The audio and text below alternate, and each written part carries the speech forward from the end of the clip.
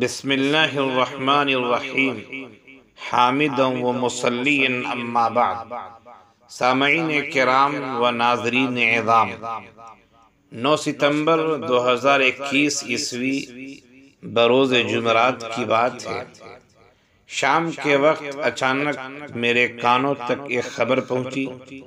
پہل تو میں اس خبر کی تصدیق کرنے پر بالکل آمادہ نہیں تھا، اور میرا ذہن و دماغ یہ کہہ رہا تھا کہ یہ خبر غلط ہوگی، لیکن جب چہار جانب سے موبائل پر میسیجز آنے لگے اور میں نے بھی دوست احباب سے ربط قائم کیا تو معلوم ہوا کہ خبر اپنی جگہ پر بالکل صحیح اور درست ہے۔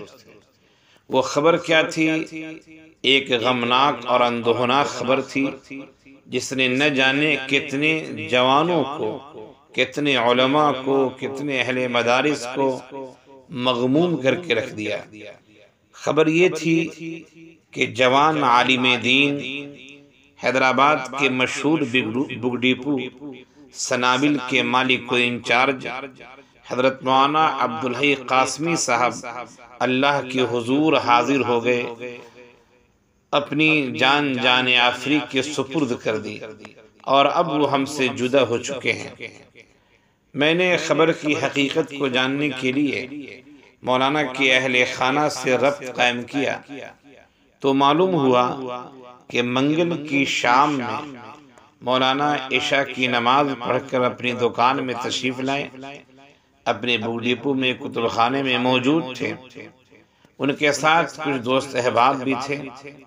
اچانک مولانا کو زوردار چھینک آئی، بہت زوردار چھینک آئی، جس کے نتیجے میں برین ہیمریج ہو گیا اور مولانا پر غشی اور بے ہوشی کی کیفیت طاری ہو گئی۔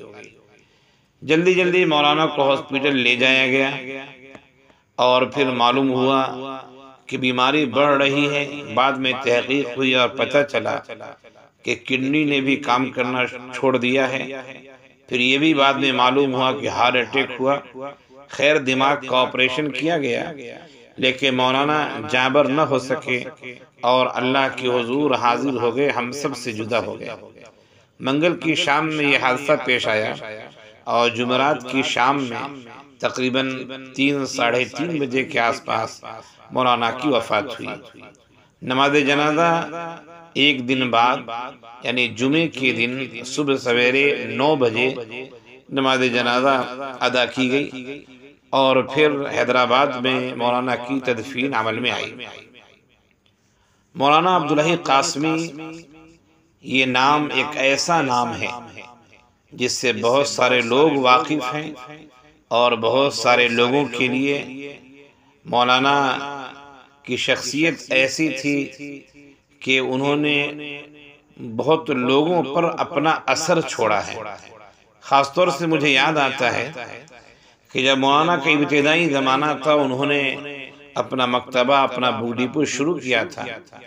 کوئی بھی مدرسہ ہو، چھوٹا ہو یا بڑا ہو، اس مدرسے میں سالانہ جلسہ یا اسی طرح انجمن کا کوئی اختتامی پروگرام ہوتا تو مولانا اپنی کتاب لے کر وہاں پہنچ جاتے، اور مدرسے کے باہر اپنی کتاب لگاتے، دکان سجاتے، اور پھر طلبہ اس سے مستفید ہوتے تھے۔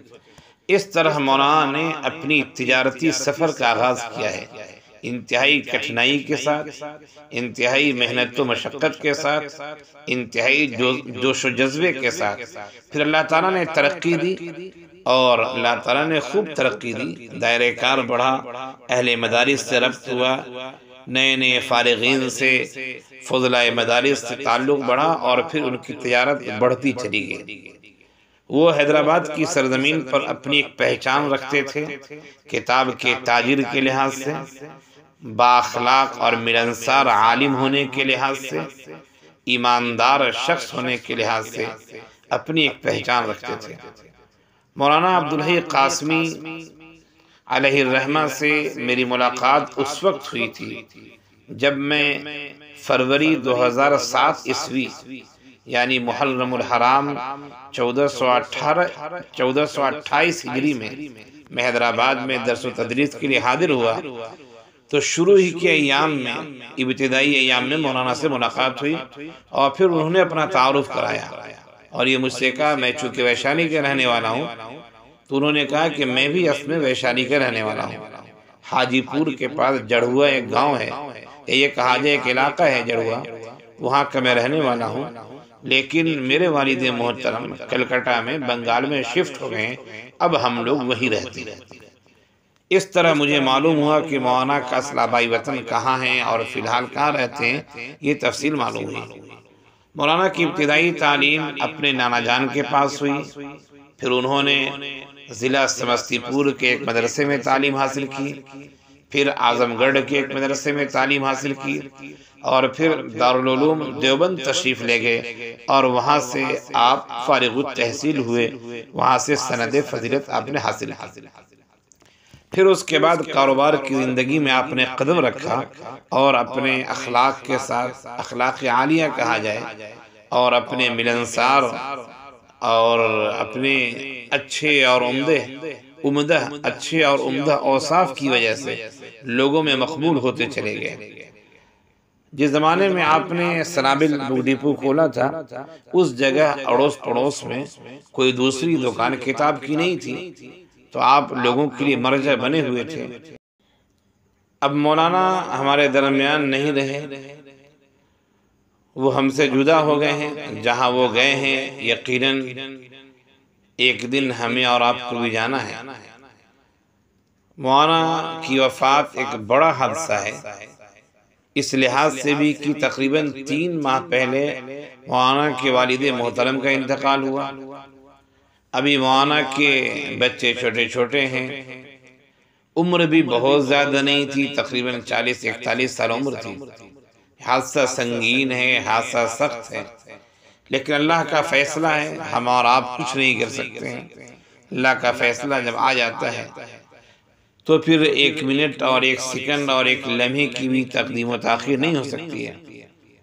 آئیے ہم اور آپ مولانا کے لیے دعا کرتے ہیں کہ اللہ تعالیٰ ان کے سیئات تو پردہ ڈال دے، اعلیٰ علیین میں جگہ دے، جنت الفردوس میں جگہ دے، اور جو مولانا کے پسماندگان ہیں، اہلیہ ہیں، بچے بچیاں ہیں، مولانا کی والدہ ہیں، بھائی حضرات ہیں، اللہ تعالیٰ ان سب کو صبر جمیل عنایت فرمائے، اور ان کے جانے سے جو کمی ہوئی اللہ تعالیٰ اس کمی کی تلافی فرما دے۔ ان کا جو غم ہے، ان کی جدائی کا جو غم ہے، اللہ تعالیٰ اس غم کو ہم سب کے لیے ہلکا کر دے، اور مولانا کے لیے دعائیں کرنے کی اللہ تعالیٰ ہم سب کو توفیق عنایت فرمائے۔ آمین یا رب العالمین۔ السلام علیکم ورحمۃ اللہ وبرکاتہ۔